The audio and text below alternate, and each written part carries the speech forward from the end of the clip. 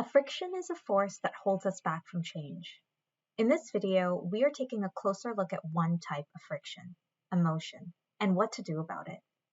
My name is Colette Hopshin, and I am Associate Director for Faculty Professional Development in the Center for Faculty Development, and Associate Dean and Associate Professor in the Elber School of Business and Economics.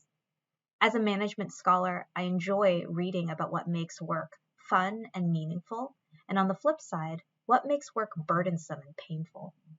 Perhaps to no one's surprise, changing organizational cultures is not usually discussed under the what makes work enjoyable category, and yet it often has to be done.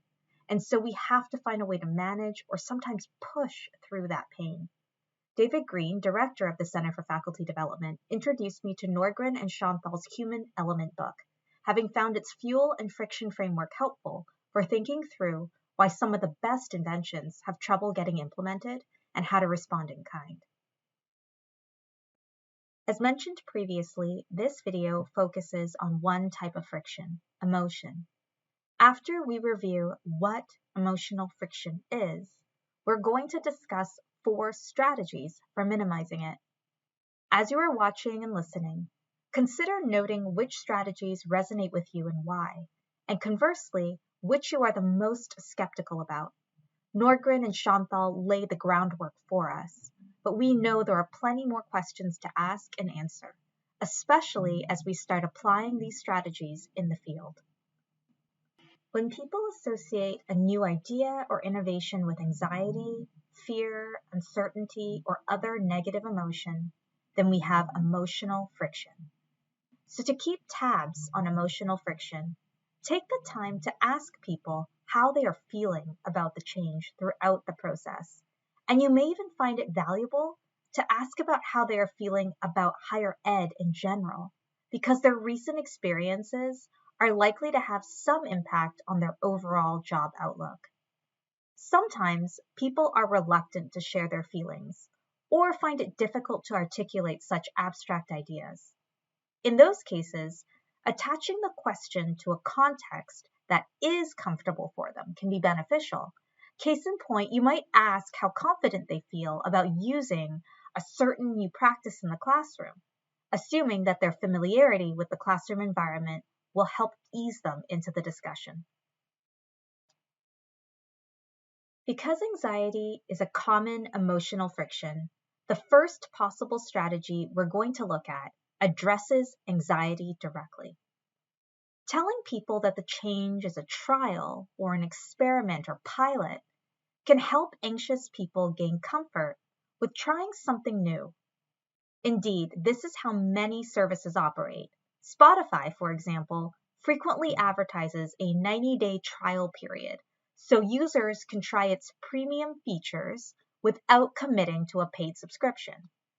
Once you get access to the features of the premium membership, you can figure out in those 90 days if you used those features sufficiently to warrant paying for them. And in that way, you erase the anxiety one might have over paying for services that one doesn't really need or use. For your situation, what would a trial period look like? Maybe it's implementing the change on a small scale first, so that if things do not go as planned, you are prepared to revert course with little disruption. Or perhaps it is allowing users to experience the innovation at a different institution first, so that they can feel more confident in the value of the innovation for our campus. Ultimately, effective strategies for reducing anxiety will foster comfort and confidence with the innovation. While we may feel compelled to calm an anxious person, we may feel like shutting the door on those that flat out reject our new ideas. But no is a symptom of friction, and asking why 5 times is one technique for gaining insight into the reasons behind the no response. This technique is based on Toyota's production system in the 1970s. In the context of a software salesperson and a customer, Nordgren and Schonthal describe the 5 whys in action. The salesperson asks why the software isn't resonating with the customer, whether the biggest impediment is the timing of the launch, the process the customer used for past software adoptions, whether there was something in particular that raised flags in those previous adoptions, and if so, how those flags were addressed. Interestingly, even though this technique is known as the 5 whys, it isn't necessary to ask why in each one. Instead, the goal is to peel back the many layers to an objection by asking open questions, probing questions, and illuminating questions. According to Toyota, the cause of any systemic problem is typically 5 layers beneath what people initially offer, and that is why you should be prepared to ask 5 follow-up questions. Before we move on, let's review open, probing, and illuminating questions. Open questions prompt people to elaborate on what they are thinking and to get them talking about the idea or innovation. In contrast to open questions, closed questions prompt yes, no answers that shut down discussion. So rather than asking if a feature sounds interesting, one could ask, can you elaborate on one feature of this innovation that you think is its greatest selling point? In another example, rather than asking if the innovation would be a step up from the status quo, one could ask, how would this innovation change the way you currently get your work done? To open the door for people to name their fears and anxieties over an innovation, it is good practice to ask probing questions. Here are some examples of probing questions.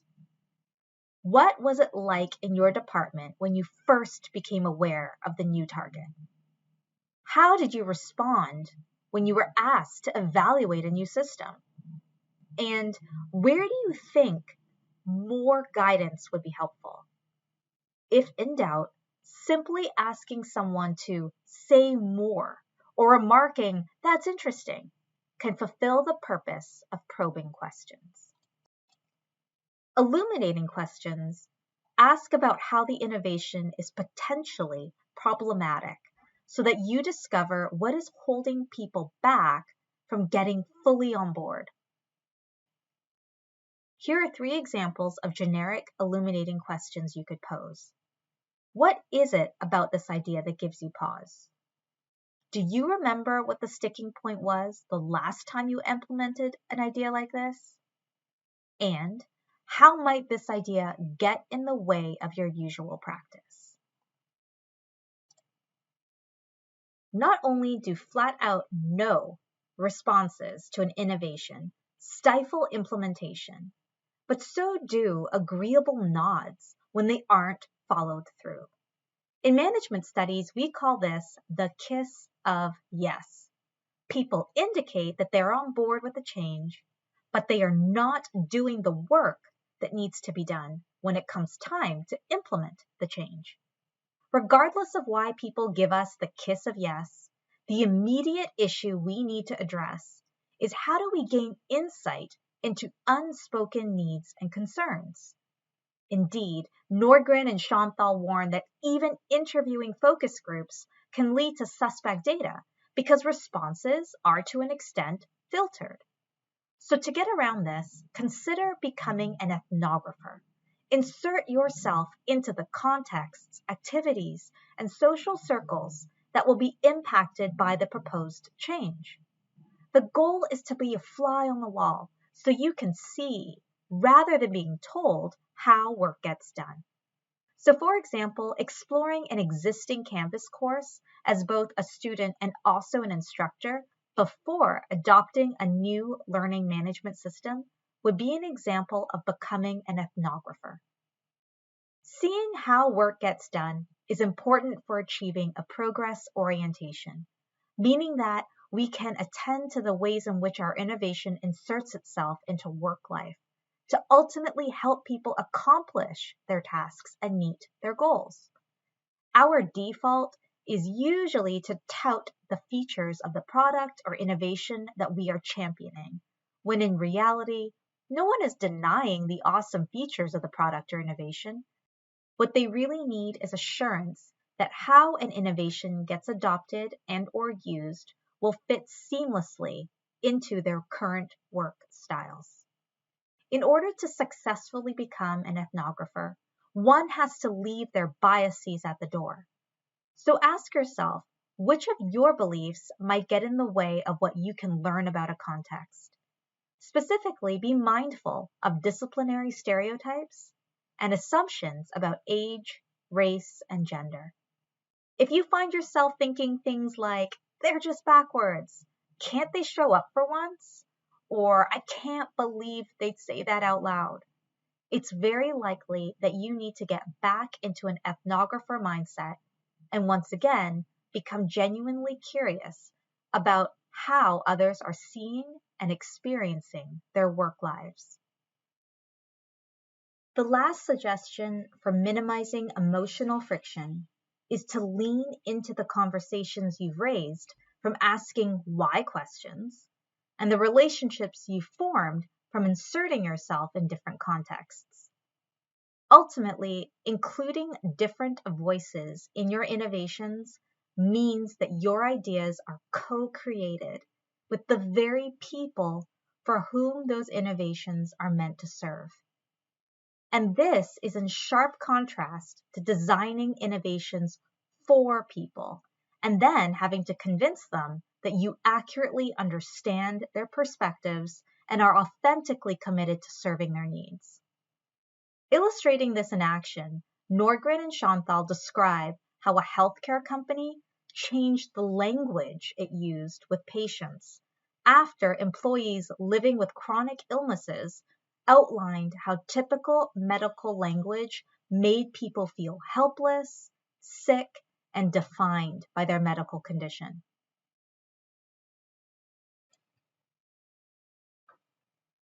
In this video, we reviewed how emotions like fear and anxiety can stall innovation and change. To minimize this friction, 4 strategies were mentioned.